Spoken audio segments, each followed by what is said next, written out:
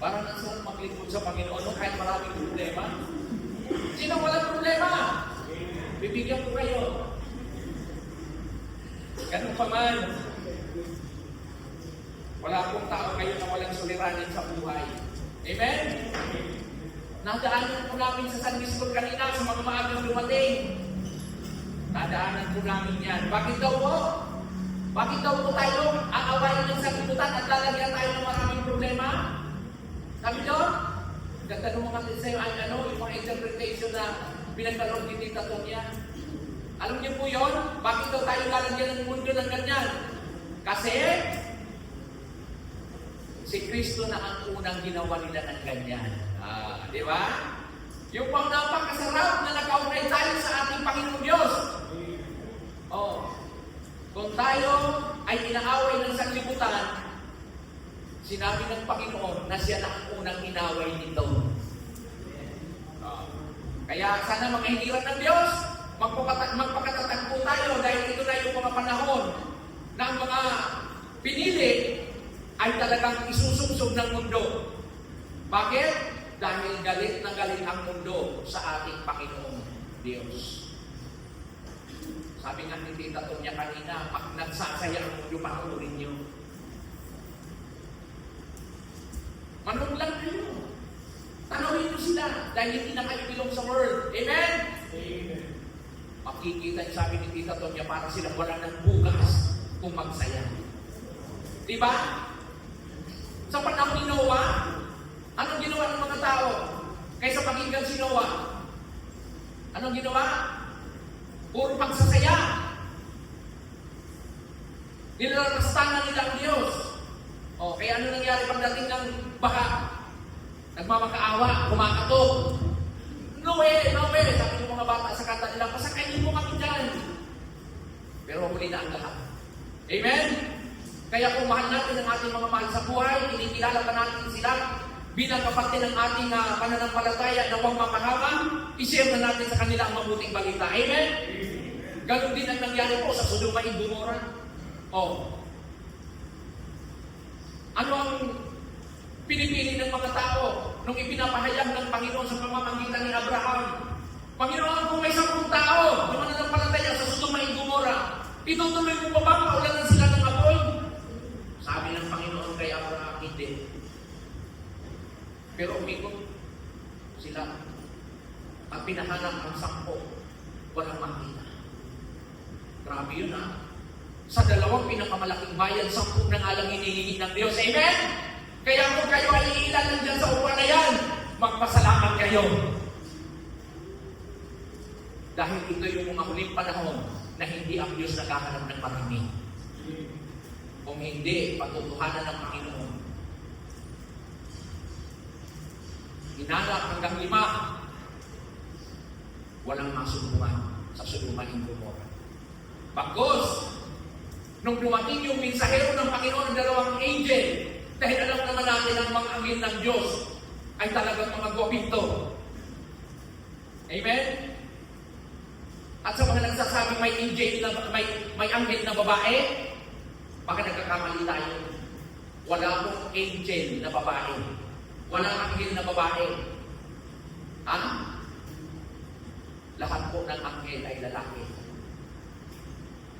Kaya ang ginawa ng mga taga-Sodoma and Gomorrah, nung nasulyapan pa talaga ng mga mata nila na pumasok sa bahay nila, yung 2 angel, nagsiksikan sila sa pinto.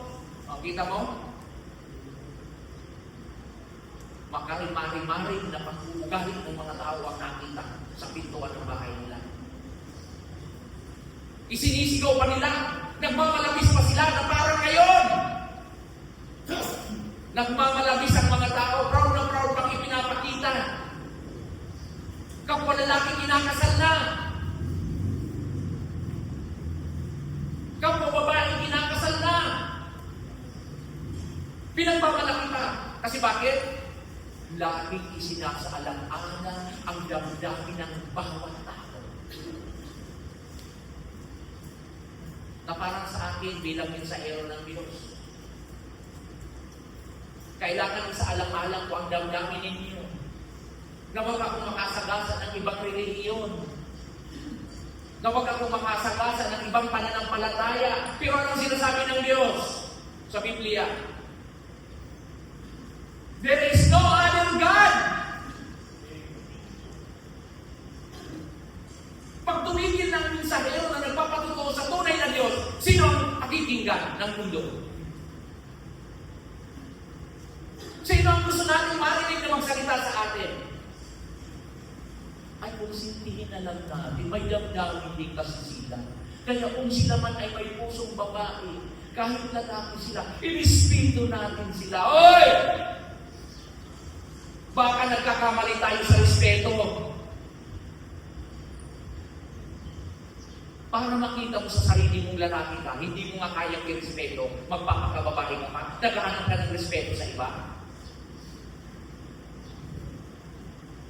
Una na sana nakita mo sa sarili mo. Hindi naman natin sinasansada ang pakiramdam na parang babae. Wala po akong pagtutulog. Pero kung yan ay nagiging dahilan ng iyong kasalanan, baka may dapat tayong malaman. Amen?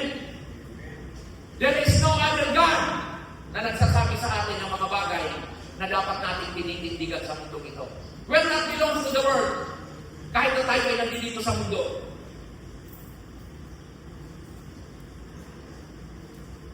Hindi po yan pwedeng patuhin ng kahit sino. Maging ang kapangyarihan ng impyerno, hindi po pwedeng hadlangan ang turo at aral ng Diyos na makapangyarihan sa atin. Amen? Dahil ang dapat nating malaman kung ano ang sinasabi ng Diyos at makatotohanan na dapat nating nauunawaan. Sabi po diyan sa aking introduction, bago ko yan masahin, manalangin muna tayo, tumayo tayo na.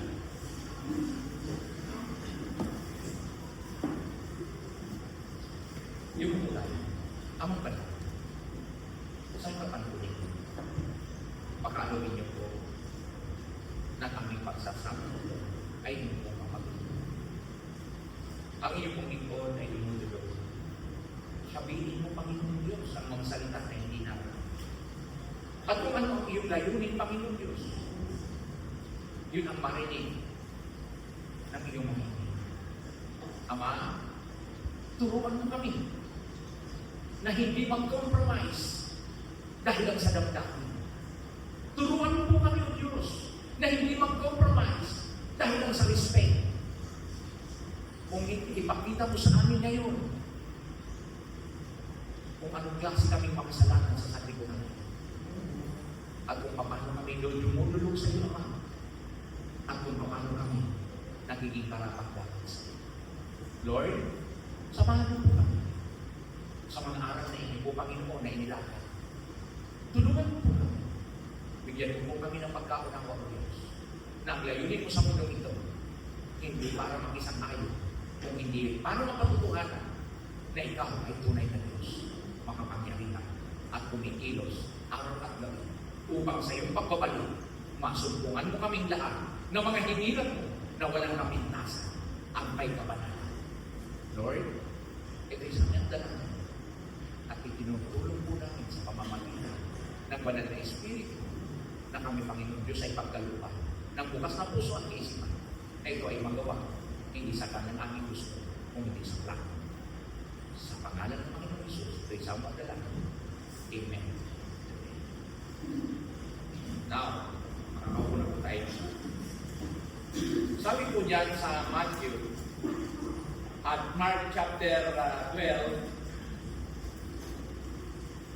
verse 30,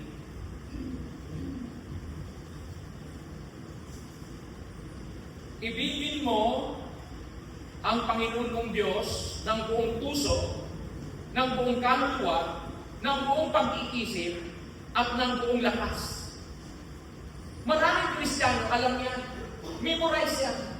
Maraming Kristiyano, talagang hindi yan nalalampasan. At maraming mananampalataya, alam na alam nila sa kanilang mga sarili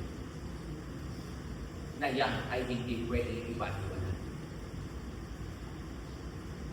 Ayon po dyan sa aking introduction. What is the purpose of this His words for the people.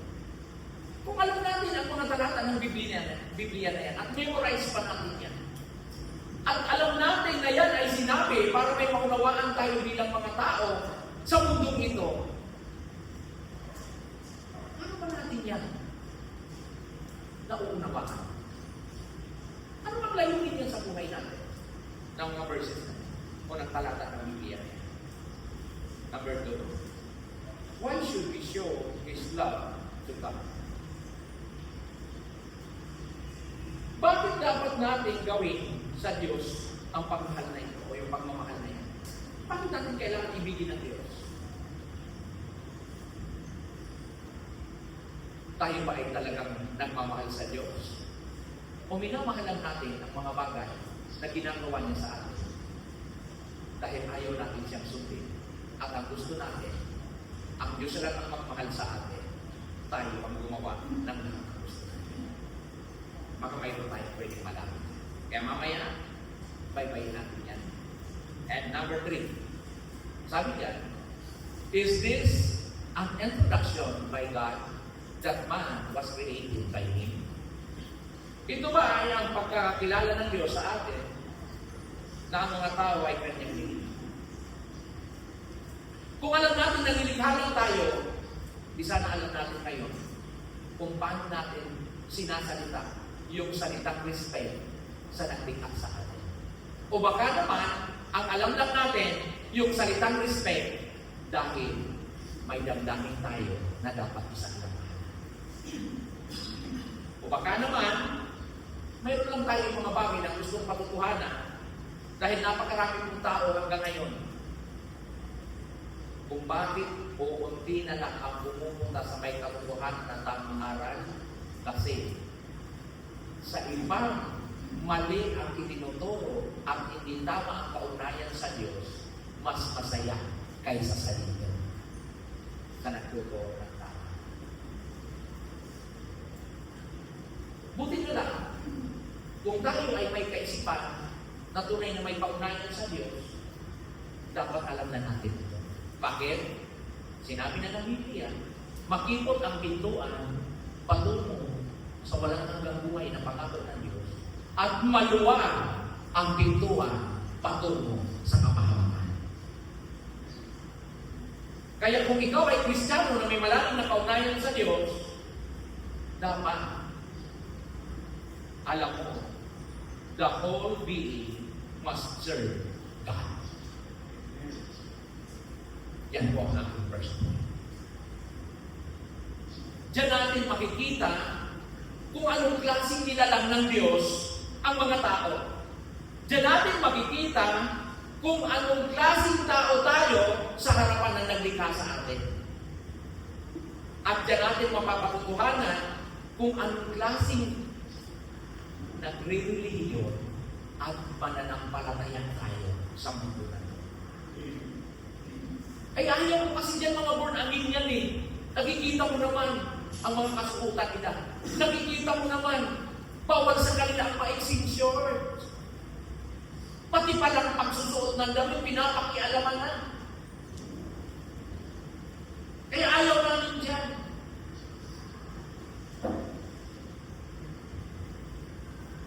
Marami pang nagsasabi kasi ang mga born again laging 10%. Marami ang nagsasabi na walang hanggang bigayan ang mga born again.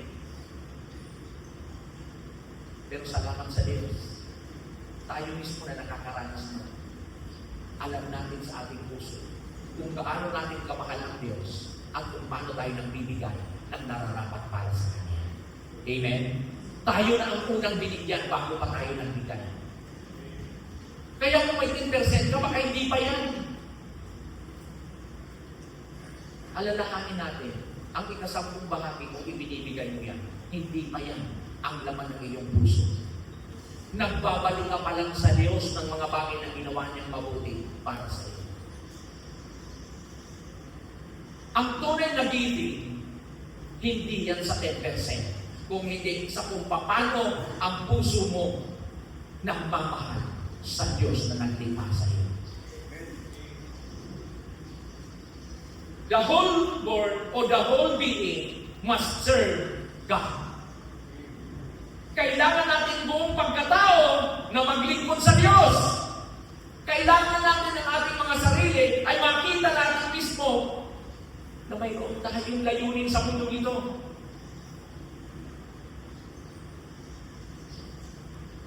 Number 1, sa first point. Romans chapter 14, verse 7 and 8. Walang sino man sa atin ang nabubuhay o namamatay para sa kanyang sarili. That is biblical. Kaya mo bang sabihin sa sarili mo? Hawak ko ang buhay ko. Hawak ko ang sarili ko. Kaya walang makikialam sa akin. Respetuhan na lang tayo. Yan ba? Verse 8. Kung tayo rin nabubuhay, sa Panginoon tayo nabubuhay. At kung tayo mamamatay, sa Panginoon tayo mamamatay. Kaya nga, sa mabuhay o sa mamatay, tayo'y sa Panginoon. Oh. Gaano ka makapangyarihan ng Diyos para sabihin niya ang salitang ito? Na parang binabasa lang natin, pero hindi natin naiintindihan. Na parang tagasunod tayo ng mananampalataya, pero hindi natin alam kung anong klaseng pananampalataya mayroon tayo. This is the highest goal of man. Kung ang layunin ng buhay mo, magpayaman sa mundo ito, sinabi na ng Biblia yan, mag-ipon ka ng kayamanan sa langit, hindi dito sa mundo. Kung ang layunin mo, ang goal mo sa mundo na to, mapagtagumpayan ang lahat ng kalagayan bilang isang tao, sinabi na sa Biblia yan. Walang tao mabubuhay hanggat gusto niya. Mabuhay mo sa mamatay, tayo ay sa Diyos. Amen? This is my point. This is my point. This is the highest goal of man. Love God with all your heart, soul, mind, and strength. Sa unang puntos pa lang na yan, makikita na natin sa ating mga sarili,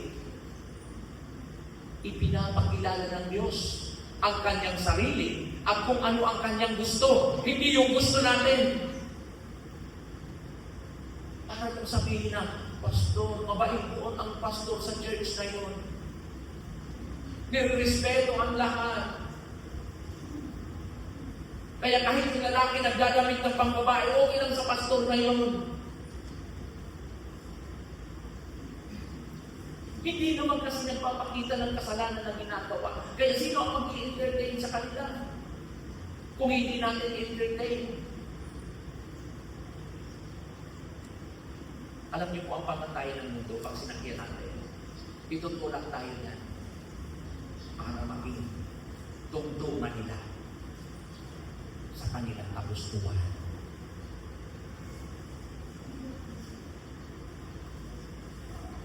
Love God with all your heart, with your soul, with your mind and strength. Kung ano ang mayroon ka ngayon, hindi yan sa'yo. Kung ano ang mayroon ka ngayon, wala kang participation dyan. Pastor, mukhang nalalamangan ng tayo dyan. Paano mo sinabi wala kami participation? Eh, ano ng trabaho? Hello? Pasalamat ka. Hindi pa panahon para hatulan tayo ng Diyos. Kasi kung panahon na para hatulan at iparamdam sa atin ng Diyos, sabihin ko sa iyo, kahit gaano karami ng pinagsumikapan mo. Sabi sa prayer meeting, ng isang pastor na nag-testimony sa atin ng Wednesday, pinatunayan niya yun. Dati puro siya trabaho. Halos ang gabi, gawin niyang araw para sa trabaho. Pero napatunayan niya sa kanyang sarili. Vanity, all is vanity, sabi ni Jesus. Kaya kayo ginamit niya in version. Less work, more prayers. Grabe. Nakita niya kung paano paglingkuran ng Diyos. Ng buong puso, ng buong kaluluwa, ng buong pag-iisip at buong lakas. Para saan ang pagsusumikap mo kung pagkatapos ng pagsisikap mo, wala ka ng lakas? Ang sasabihin ng isang mayaman, dito rin sa aklat ng Haluka. Puno na ang aking pamali. Magpapatayo pa ako ng mas maraming pagkamali para paglagyan. Kahit sa buong buhay ko, hindi na ako magugutom. Kaya gagawin ko na lang, magsaya at ipagkatiwala ang aking sarili sa aking pinagdirahan. Ano sabi ng Biblia sa mga nakabasa? Masakit. Hangal! Para saan ang paghihirap natin kung ang lahat ng pinaghirapan, iiwan natin natin. Number 2. Why all people live? Why all people live? Kung bakit ang lahat ng tao ay nabubuhay, to glorify God, serve, live like Christ. Amen? Para sa yung mga salita nila, we live like Jesus. Nabubuhay ako para kay Kristo. Pero pagdating sa ginagawa, nabubuhay ako para sa sarili ko. Para saan yung mga salitaan natin na naglilingkod ako sa Diyos? Kaya alam niyo po, marami akong mga Kristiyano nakikita. Napakalalalim pagtiningnan mo spiritually. Napakalalalim tingnan mo pagdating sa paglilingkuran. Kaya nga alam niyo, sabi kahapon, sa mga kasama ko nakarinig, pag nasa church ka ng mga Kristiyanong ganito, ang daming mga talino. Pag nasa congregation ng katulad nito, ang daming magagaling. Kaya yung pastor nyo, pag dumadating sa punto na wala nang masabi sa inyo, isa lang ang sinasabi. Mas matalino pa ako dyan sa pastor na yan. Bakit yan ang ginawa niyo ng pastor? Hello? Sana ang sinabi ng Biblia, naghiram ang Diyos ng magagaling at matatalino. Sana naghiram ang Diyos ng mga karapat-dapat. Kaso hindi. Naghiram daw ang Diyos ng mga mangma para hiyain na matatalino. Yan. Kaya tayo nabubuhay, kaya tayo nandito ngayon, kaya tayo may hininga pa ngayon, to glorify God. To serve. Si Kristo man bumaba sa lupa, hindi nagsabing, Diyos ako. Ba't yun ang layunin niya? Ipakilala ang Diyos. Pero nagpakababa dahil alam niya may nabubuto sa kanya. Samantalang tayo, servant, ang gusto natin, yung ating King of Kings ang sumusunod sa atin. Yung Diyos na makapangyarihan, ang umuunawa sa atin. Yung Diyos na naglikha sa atin, ang dapat natin na pinapasunod. Baka nagkakamali lang tayo sa interpretation natin sa Biblia. Tumatanda tayo, umaabot yung edad natin sa kulang na gusto natin, tandaan natin, walang tao na makapagsasabi sa kanyang sarili, kaya kong pahabain ang buhay ko. Kung sinasabi mismo ng Biblia, sa pamamagitan ng pag-alala, baka hindi mo kayang tutuman kahit isang oras ang iyong hininga. Amen? Number 3. Ito. Fulfillment of words and proclamation of the good news to mankind. Ano daw? Katuparan ng mga gawa at paghahayag ng mabubuting balita ang layunin ng tao o ng sangkatauhan sa mundo. Mga minamahal, kung hindi lang natin masyadong naiintindihan, baka lang kasi nahuhubog na yung kaisipan natin sa mga bagay na itinuro ng mundo, hindi na sa gustong ito ng Diyos. Alam niyo po kung bakit may Bible? Alam niyo po bakit mayroon tayong dapat pamantayan? Kaya nga isinulat po ito.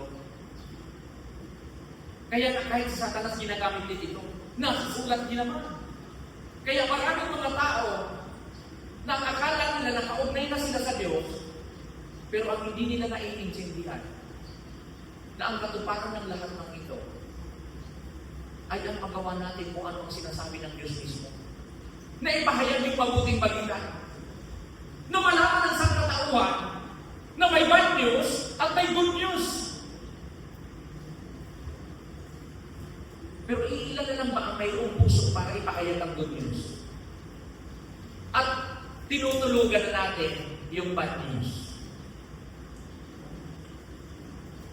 Masama naman pala talaga tayo eh. Sige mo, pakasama na lang ako, pastor. Sa kanila, sabi ng kaibigan kong kwartya dati, sa kanila, pastor ka. Magbabago rin naman ako. Hindi pa lang ngayon. Parang napanood ko yun. Magbabago rin naman ako. Nasaan ang sinasabi ng Biblia na ang lahat ay makaalam ng Diyos? Alam niyo po, kung hindi pa natin naiintindihan ang mga huling panahon na ipinagsisigawan na, kung sa panahon ni Noah, isinigaw ang tunay na layunin ng Diyos, bakit may ark? Samantalang wala namang dagat. Ang hirap ang wala nun. At ang malapit pa nun, yung barko mula sa bundok. Ganon din na yun. Subukan mong ipagsigaw mo si Kristo. Bakit may Kristo? Ang tao lang yan. Ito ang tama. Yung paniniwala namin. Umalit ka sa amin, maliligtas ka. Umalit ka sa amin, may mababago sa buhay. Umalit ka sa amin, kaya alam niyo po nakakasakit ng kaluluwa. Kung sino pa yung talagang hindi nakaugnay sa Diyos at mali ang kanilang kaugnayan sa Diyos na naglikha sa atin. Sila ang nasigasig. Tayo na dapat nagdadala ng mabuting balita na may kaugnayan sa Diyos na nanahimik. Kasi bakit? Respect. Nakakasakit tayo ng damdamin, pastor. Marami ang nakakakita sa akin, pastor. Parang minarinig ako niyan dahil sila yung tinagsabi. Di ba ang Diyos pag-ibig? Tapos sasabihin mo sa amin ngayon, naghahayag lang kami ng aming mga pakiramdam. Art lang ito, art ng aming mga buhay. Pinapakialaman niyo pa. Kung ang Diyos nga mo pang mahal, kayong tao mo pang husga. Hello?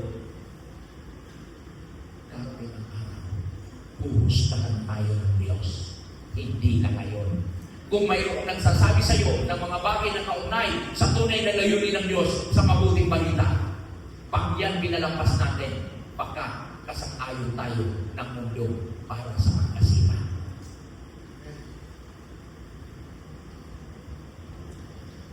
Number 2. Sabi diyan, change your life. Have a relationship with Christ. Experience eternal life. Change your life. Have a relationship with Christ and experience eternal life. Ito po ang layunin. Kung bakit may mga lingkod ng Diyos, may mga pastor na tumatayo, kahit hindi dapat, ayaw naman nilang gawin itong mga ginagawa nila. Pero dahil nakita nila yan, na mahalin ang Diyos ng buong puso, buong pag-iisip, buong kaluluwa at lakas, hindi nila pinapayagan na matuto tayo ng mga bagay na makasanlibutan. Dahil may pangako ang Diyos na eternal life. Eh kung paano lang tayo dito sa mundo, bakit mo ba ito gagawin? Kasunod kayo sa lalamunan mo. Magsalita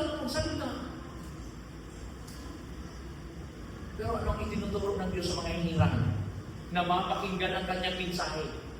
Nang ikaw at ako hindi lang basta nakatabi at hindi lang basta naniniwala na pag nandiyan sa upuan na yan, Kristiyano na. Na hindi lang basta naniniwala na pag ako ko nasa loob ng church, mananampalataya na ako.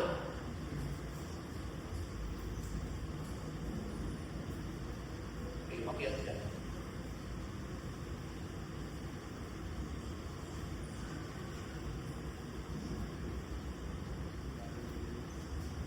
May nagtatapak na. Yun ang dapat natin naintindihan. Na minsan may mga tao na hindi talaga alam ang tunay na layunin ng buhay. Eh ako, pastor, nagpapakabuti lang ako, nagpapakatapat lang ako. Wala akong inaapakan ng tao. Wala akong, pastor, na anumang sinasabi masama sa kapwa ko. Wala akong ginagawang anuman sa mga taong nakakasama ko. Hello? Nasiyat mo man lang ba yung mabuting balita ng kaligtasan sa mga nagiging kasama at kaibigan mo? O baka naman, naalala ko yung isang anak na minsan bakit ko na ito dito sa inyo? Nasabi ng anak, dahil tapos naman ako sa pag-aaral ko. Pupunta na ako sa Maynila. Ang gagawin ko po, magtatrabaho ako. Wala naman ako dapat alalahanin sa buhay ko kasi simula naman sa pagkabata, pinalaki niyo ako mananampalataya. Kaya ngayon, tutulungan ko na kayo dahil yan ang aking layunin bilang isang anak, kayo naman ang mapaglingkuran. Ang maganda yan, anak. Ang ganda na naisip mo para patutuhanan na ikaw ay nakasusunod sa kalooban ng Diyos. Pero anak ha, papaalalahan na natin. Isa lang ang kabilin ko, anak. Ingatan mo ang pananampalataya na mayroon ka. Maganda? Magandang kabilin yan, anak, ingatan mo ang pananampalataya mo. 3 taon makalipas, nagsikap yung anak, maganda naman yung kanyang naging resulta sa trabaho, nagpapadala naman sa magulang. Siyempre, hindi naman pwedeng ang tunay na anak hindi umuwi sa sariling tahanan. Amen? Kahit gaano ang karaming taon niya na nagtrabaho, may pagkakataon umuwi yan sa sarili niyang tahanan. Hindi man tinanong ng tatay, dahil malalim na rin sa Panginoon ng kaugnayan ng tatay, alam niya yung pinag-uusapan natin ngayon. Sabi agad ng tatay, pag sa loob sa anak, na, kumusta pa na ng palataya mo? Naingatan mo ba? Proud na proud yung anak.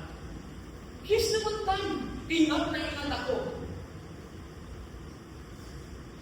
Alam mo, Dad? Alam mo, Tay? Ni isa sa mga nakatrabaho ko walang alam na Kristiyano ako. Ang ganda ng pagkain. Amen ba? Tayo ba mga Kristiyano ngayon na nagsasabing tagasunod ni Kristo, mahal natin ang buong puso, ng buong kaluluwa, ng buong pag-iisip at ng buong lakas ang Diyos? Pero marami tayong nakakasama pero hindi alam kung ano ang tunay na layunin ng buhay.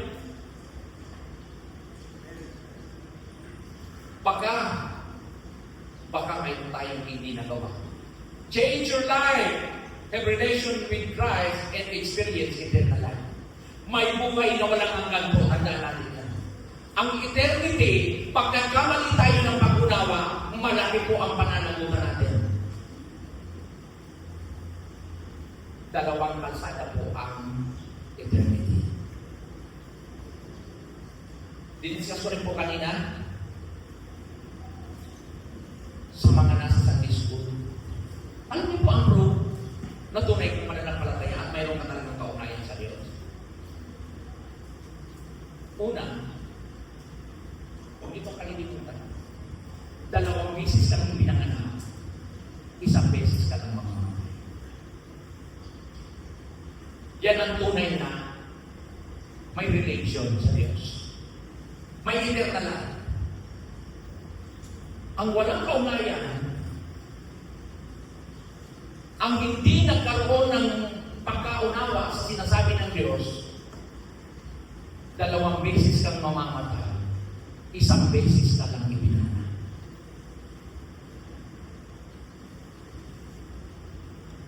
Iyan ang malaking kaibahan ng eternal life. Yan ang ipinapaunawa ng Diyos sa atin bilang kanyang mga tagasunod at pinagkatiwalaan ng aral. Kaya nga tinatawag tayo born again. Why? 2 beses kang isinilang. Na yan ang kinagulat ni Nicodemo. How can a man be born when he is old? Amen? Pero tayo malinaw na malinaw sa atin. Ang alam na alam natin yan tindigan. At kung hindi mo kayang tindigan yan, mag-isip ka. Baka may problema tayo dyan. Amen? Second point. Love is a gift and a responsibility. Alam niyo kung bakit may pamilya? Pastor naman, siyempre. Kung bakit may pamilya, kasi may nag-ibigan. Tama? Eh, bakit naman yung pastor? Yung mga trying hard sa buhay. Nagbuo ng pamilya, wala namang ibigan. Kaya ano nangyayari? Kasi maraming mga katuwiran ng tao lagi. Laging may disclaimer sa buhay. O paano naman yung pastor? Nagbuo sila ng pamilya. Wala namang laro. O ano nangyayari? Kaya tayo nag-uusap-usap. Love is a gift and responsibility. Kapag natuto ka ng magmahal, alam mo sa sarili mo na mayroon kang responsibilidad.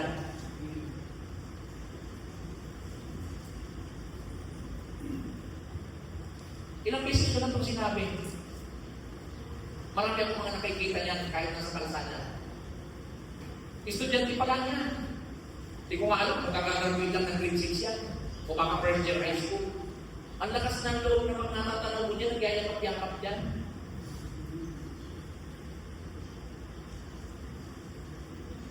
Ang Kristiyanong totoo, dapat alam mo sa sarili mo ang responsibilidad. Baka bakit pambili ng drink, wala ka pa, tapos ganyan ka magyakap-yakap sa gilid ng kalsada.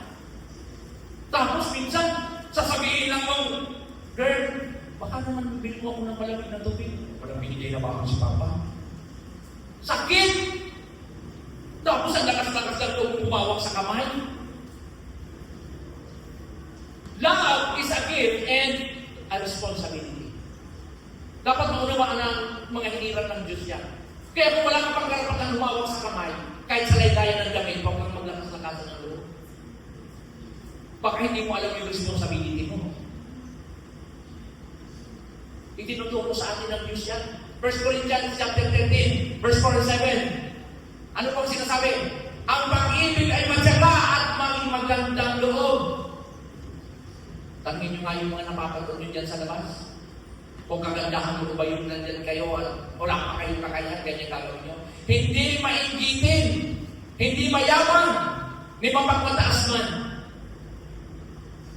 Hindi magaspang ang pag-uugali, hindi makasarili, hindi magagalitin, o mapagtanim sa kapwa. Hindi niya ikinatutuwa ang gawain masama. Klaro?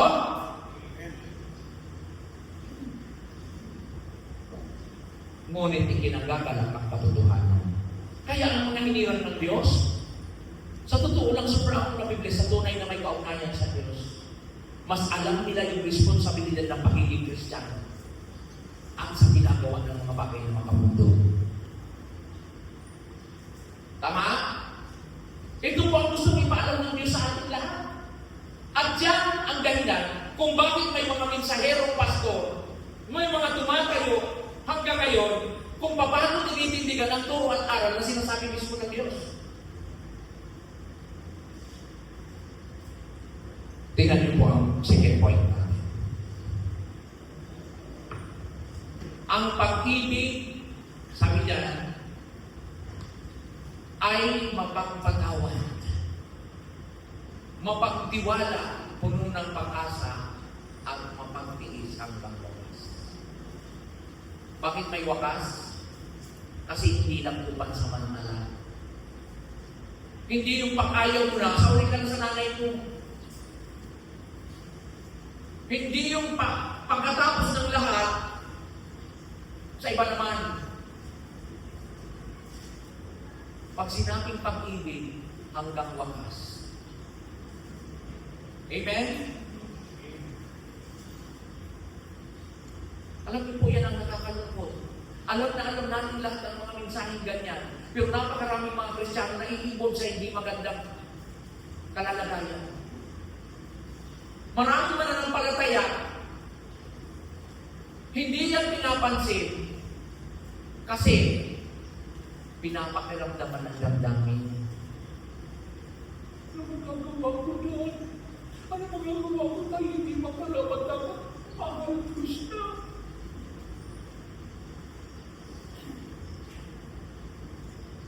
Kung lagi tayong babatay sa kung ano yung mga nararanasan natin at kung ano yung mga nakikita natin sa iba. Dahil pag marami ang gumagawa, piling natin totoo eh. O bakit si ganito ba? Dahil bakit si ganito, ganyan din ginagawa? Eh hindi marami nga ganyan sa katrabaho ko, ganyan din. Eh yun, bilang Kristiyano, ganun ka na rin. Eh tinuturo sa atin ng Diyos na magiging tayo karapat-dapat katulad ni Kristo. Amen? Alalahanin natin, ang pagkakakilala natin sa Diyos, pag-eternal na. Yan din ang sinasabi ng Biblia, hanggang wakas. Amen? First point. Sabi dyan, kung talagang tunay ang pagmamahal mo, alam mo ang responsibilidad. Dapat. Base doon sa binasa natin, sa 1 Corinthians chapter 13, verse 4 and 7, dapat mayroong man lang ganito. Obedience to the command of God. Amen? Kapag marunong ka ng magmahal, alam mo kung paano mahalin ng Diyos, ng buong puso, ng buong pag-isip, ng buong pagkatapos, ng buong lakas. Dapat alam mo na kung paano sundin ang ipinagpupunos ng Diyos. Prove that His words are true.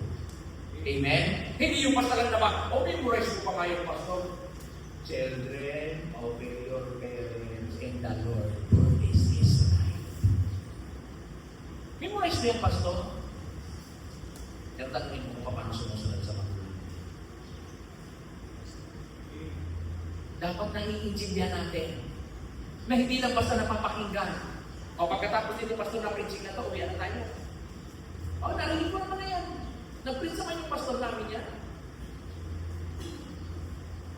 Pero bahala ko sa sarili ko. Hello? Prove that His words are true.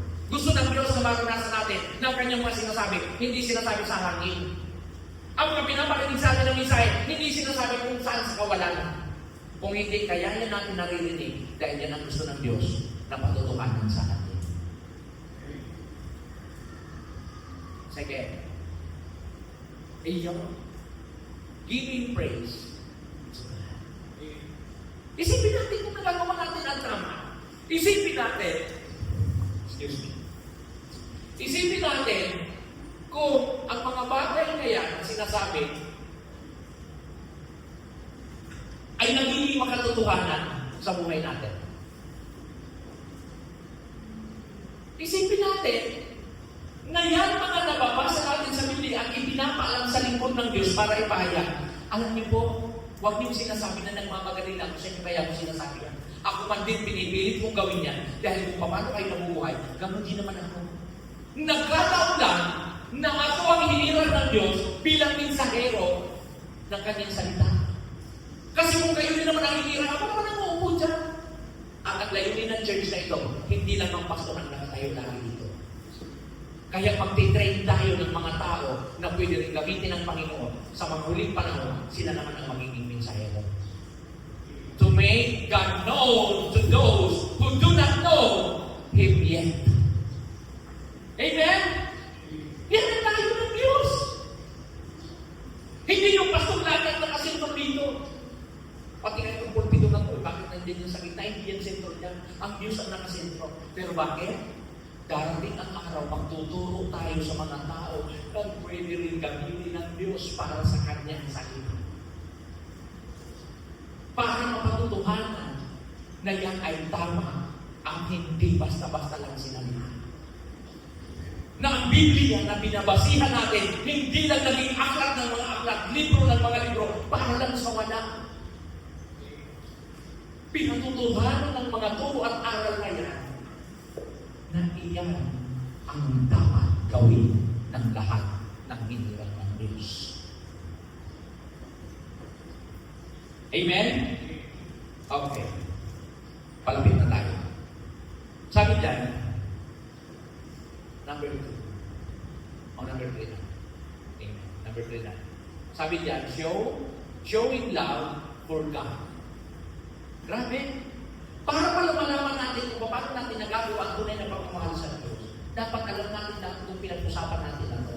So hindi lang mag-isa, hindi lang kayo hanggang sa uli, sa pangatlong mensahe natin, dito sa pangalawang topic na hinugutan natin. Showing love for God. Ano sabi? Proving wholehearted service to the ministry of God. Oh! Kaya pala, may mga advisor na tayo sa bawat ministry. Amen? Hindi pala kayo basta naging advisor para lang sa wala. To show the love for God. What a blessing. Hindi man karapat-dapat, wala mang kakayahan, wala mang alam, pero hiniram ng Diyos para sa Kanyang pagmamahal. Para sa Kanyang gustong ipagawa. To service the ministry. Amen? Kaya po, hindi tayo basta lang tumayo dito, basta tayo nagliko dito dahil gusto natin. Kung hindi ang ministry na ibinibigay sa atin ng Diyos, hindi ministry ng sanlibutan, kung hindi ministry para sa Diyos. Kayong akala natin na baliwala lang natin yung mga ministry natin dito sa church. Pag ayaw ko, walang makakapilit sa akin. Mapalad ka kapag nabigyan ka ng tax ng Diyos para sa kanyang ministry. Marami ang gustong makahawak niyan, iilan lang ang nilalagay ng Diyos. Amen? Sabi niya, conclusion. Conclusion na pala. Okay. See. Dahil dyan sa conclusion na yan. Psalms, 2 Samuel 7:16. Ano sabi niya? Maging matatag ang inyong sambahayan. Ang inyong kahari ay hindi mawawagi sa aking paningin. At mananatili ang iyong turo magpakailanman. Yan naman ang nais ng Diyos na ipaalam sa atin. Mananatili ang Diyos at ang kanyang turo magpakailanman. Kaya kung inaakala natin, imbento ng pastor yan. Sabi diyan, in thine house, in thy kingdom, shall be established forever. Before thee, thy throne shall be established forever. Klaro? Kaya kung akala natin na yung paglilingkuran natin dito, pansamantala lang ito, ako na po nasasabi sa inyo. Lagi nyo ipanalangin ng pastor nyo para magkaroon ng gabay ng banal na espiritu, para lalo pa natin maunawaan ang layunin kung bakit tayo may pastor na inilang tayo dito.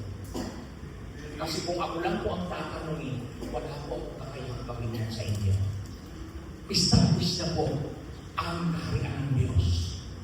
Pinatututupanan na lang ng mga inilalagay ng Diyos para magkaroon tayo ng tunay na kaunayan sa Kanya at mabuhay na walang kapintasan at kakulangan dahil ang Diyos ay banal, masusungan tayo may kabanalan at walang kapintasan. How much do we love God? Ito ang uling tanong na gusto kong mapakinggan natin. Ito ang gusto kong matutunan natin. How much do we love God? Ito ba'y Mark chapter 12 verse 30? Ang memorize na natin? O hindi natin alam kung paano talaga siya i-apply? At kung paano natin siya gawin sa ating mga buhay? Second question. How do we joy to me. Paano natin yan para mapakita sa Diyos? Na tayo lang lagi ang masusunod kung gusto natin pumunta, okay? Kung ayaw natin gawin yung ministry natin, ayaw natin. O paano?